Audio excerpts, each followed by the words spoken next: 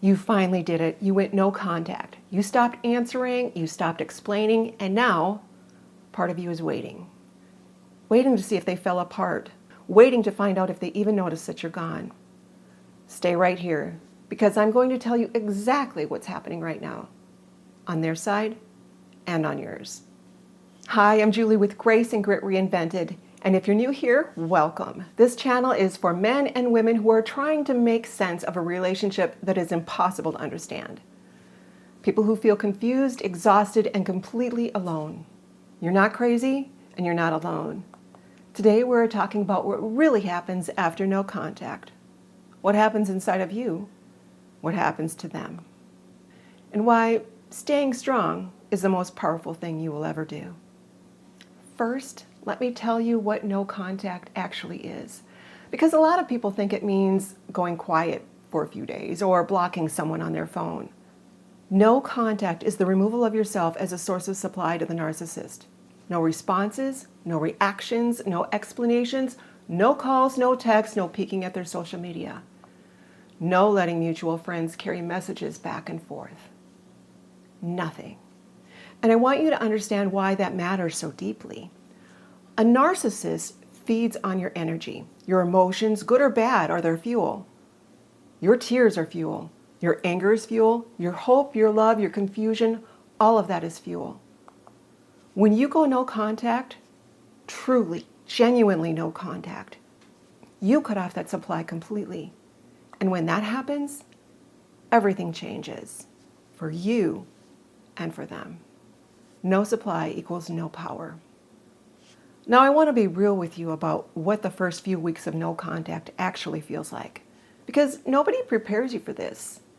It can feel worse before it feels better. Your nervous system has been on high alert for so long, walking on eggshells, waiting for the next explosion, waiting for the love bombing to cycle back around, and suddenly, silence.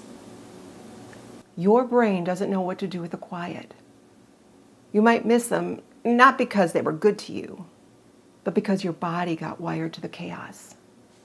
That's the trauma bond, and that's real. And that's going to be the same for your world too. But here's what happens when you stay strong anyway. The fog starts to lift. Slowly, like a room that's been dark for years and someone finally opened the blinds. You start to remember who you are, what you like, what peace actually feels like. You start to trust your own mind again. And that, right there, is the beginning of everything. You start to remember who you are. Now let's talk about what is happening on their side of the silence. They collapse. I know that might be hard to believe, especially when you've spent months or years feeling like you're the weak one, the emotional one, the one who couldn't hold it all together. But here's the truth about a narcissist without supply. Think about it like this. A narcissist is like a phone with no battery that constantly needs to be plugged in. You were the charger. When you unplug, when you give them actually nothing, they start to panic. And the narcissistic collapse doesn't always look dramatic.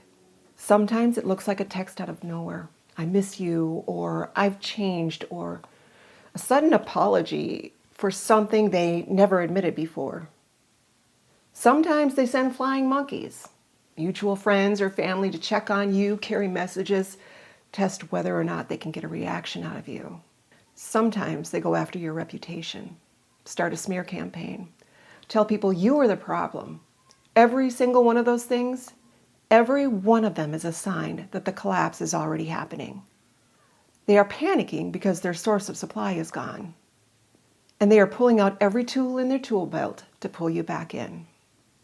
The panic is the proof they lost. What really happens after no contact? Here's the part that's hard to hear, and I'm going to say it anyway because I think you need to know this. The narcissist doesn't grieve you the way a healthy person grieves. They don't sit in a dark room missing your laugh or the way you made things feel like home. They don't feel remorse about what they did to you. What they feel is the loss of control, the loss of their mirror, the loss of someone who reflected their false image back to them. And they will find another source of supply if they haven't already. They almost always do. I know that stings. And I know it might make you feel like you don't matter. But hear me say this. You mattered. Just not in the way you deserve to matter. Because here's the truth. They can pretend to be different for a little while. They can send the right messages. They can show up with the right words. But they can't make a real change to who they are. Their structure is not healthy. And that's not your problem anymore. Every single day you stay in no contact. Every day you are rebuilding after that abuse. You are getting your power back. Your real power. Not the power they let you borrow. Your actual strength. They collapse. You rebuild.